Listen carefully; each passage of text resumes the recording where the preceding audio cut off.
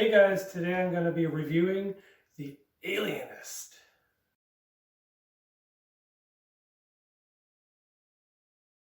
Season 1 and 2.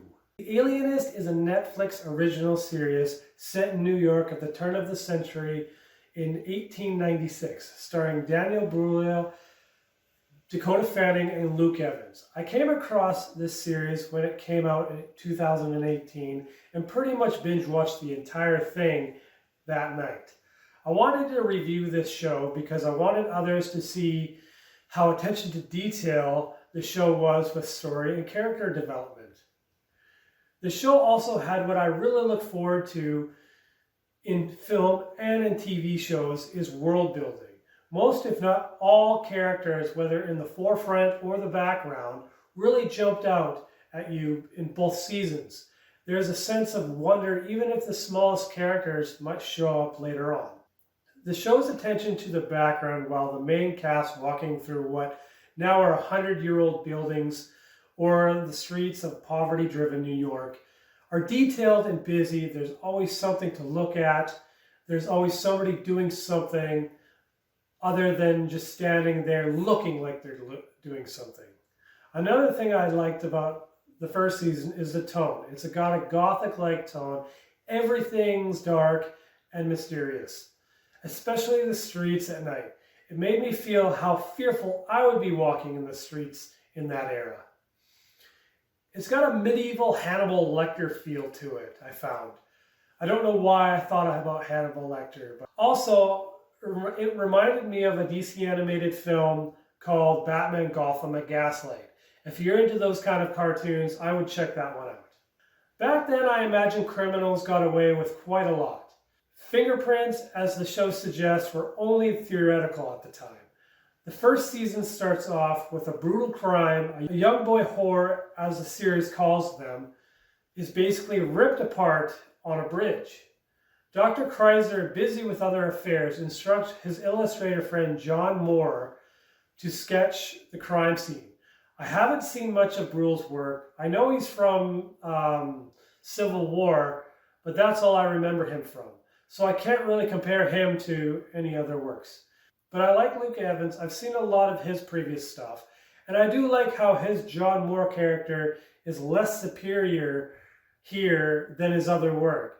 He's more vulnerable, and I enjoyed that. Dakota Fanning, I also haven't seen much of her as an adult actor. I've seen I Am Sam, I've seen Man on Fire, and a few others, but only as her as a child actor. Her Sarah Howard character is very strong and career-oriented. She is at the bottom of the totem pole, being the first female to work for the police. And she gets some praise for that in the show, but also some backlash. There's a character in the show that tries to really discredit her throughout the series. The story is fairly simple at times. Politics do play a part in the show, but it quickly dives back into the central story of the three coming together to investigate the boy whore murders. I honestly don't think there was a throwaway episode here. Every episode moves the story pretty much forward without engaging too much into some character's backstory that really didn't make a lot of sense, and filling up an episode unnecessarily like some series do. Everyone's performances here are very engaging and strong. There are quite a few moments where you're at the edge of your couch as they uncover clues and engage with the suspicious. It's kind of like a realistic Sherlock Holmes. But instead of one man knowing everything, it's a group of five who are excited to experiment with new ways and tactics to investigate and hopefully capture this killer. For how insanely good this show was, right up until the last episode, the climax was pretty lackluster. I felt the ending needed more, but at the time, if they were to make another season, this would be more like a build-up season to something even bigger. So for season 2, it's called The Angel of Darkness. Everyone is back here for this season, but this time the focus is centered more on Dakota Fanning's character, Sarah Howard. Dr. Kreiser takes a backseat as the show focuses on women empowerment. In the start, Chrysler is trying to help a mother off death row. When he fails, a large rally of female protesters roam outside the prison walls, especially Sarah Howard.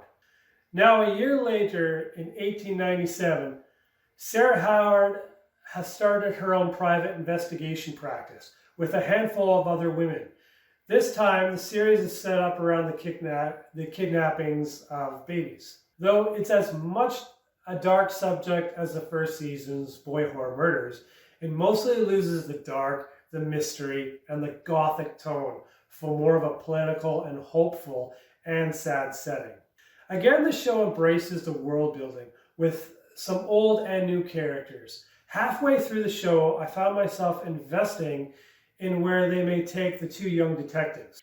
I thought about season 3. I thought about a spin-off series for them, but that quickly becomes unapparent. All the performances, again, were really good, especially the dynamic between the characters Sarah Howard and Libby Hatch. They shared scenes that delivered some heartfelt punches, and one thing that's been able to connect them is the show's theme for trauma. Most, if not all, the main cast share some sort of childhood trauma. In fact, it's Bruhl's character, Dr. Chrysler, who discovers that childhood trauma can lead to a path that may or may not help them deal with the pain. This season, unfortunately, was less of a mystery. You find out quite early on who did what and to whom in episode 5. And as I said, it's more of a political in that characters are more cautious about their reputations being hindered. The layout of the show also felt very calculated and less of a long movie, but a typical structured TV series. This season, though, took some predictable risks. Feels held back, they pulled some punches here. There were a few moments where characters had opportunities to further their story, but for possible time constraints, they really didn't. But I did enjoy the ending. It was very emotional. I almost cried. I recommend you watch The Alienist, especially the second season. It's not perfect, but it is worth the time investing in. Thanks for watching. If you agree or disagree, put a comment down below me.